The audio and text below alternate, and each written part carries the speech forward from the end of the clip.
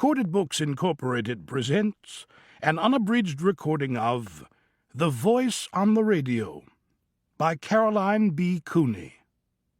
Narrated by Elisa Bresnahan. Chapter 1. From Janie Johnson at AOL.com to Reeve Shields at hills.edu. Subject: Unfair calendar practices for students. You have been at college 39 days. How have I survived without you? Not easily. Why do I need high school? 599 days before I graduate. Come get me. I have THSD, terminal high school disease. Only cure, you. Love, Janie. From Reeve Shields at hills.edu to Janie Johnson at AOL.com. Subject: High school diploma. Necessary for you to pay full price of high school like every other American. Remember that 599 days is really only 19 months, which is a very low number. Cannot come and get you till I'm rich and famous, which is soon.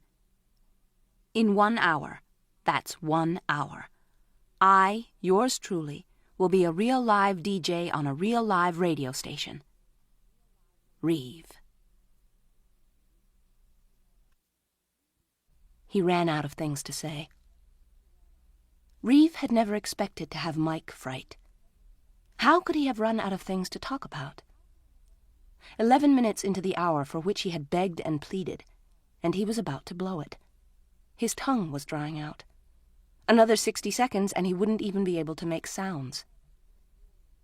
Reeve felt he could go to war in the jungle and not be scared. Be a cop at night in the projects during a drug war and not be scared. He was in a radio station with a mic at his mouth and nothing to say, and he was scared. Dead air. You could kill a lot of things in a big city and nobody would look up. But people don't stay tuned to dead air. Dead air is a dead jock.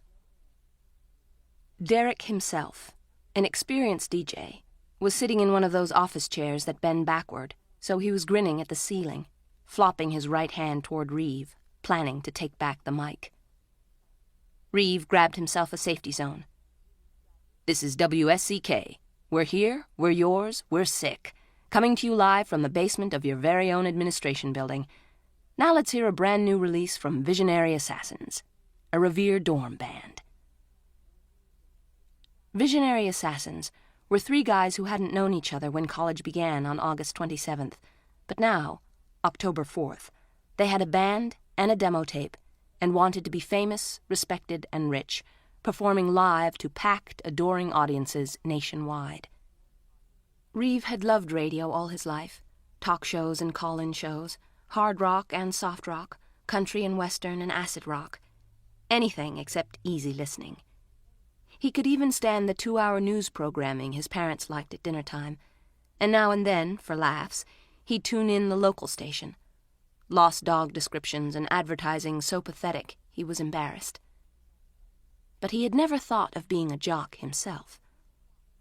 Radio was so completely a thing for the car or the house that it never occurred to Reeve that radio could be him. He had walked into the studio of WSCK only because the freshman dorm made him nervous. 1,500 college students he didn't know. How did you find a life among so many strangers? His roommate gave him the creeps. Reeve couldn't believe he was going to have to share a 10-by-12 cubbyhole with this animal for 9 months. Cordell didn't brush his teeth, didn't wash his underwear, didn't plan to change his sheets.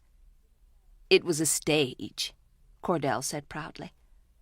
Well, move on to a better one, said Reeve, who was inviting smokers to drop by in order to cover the odor of his roommate.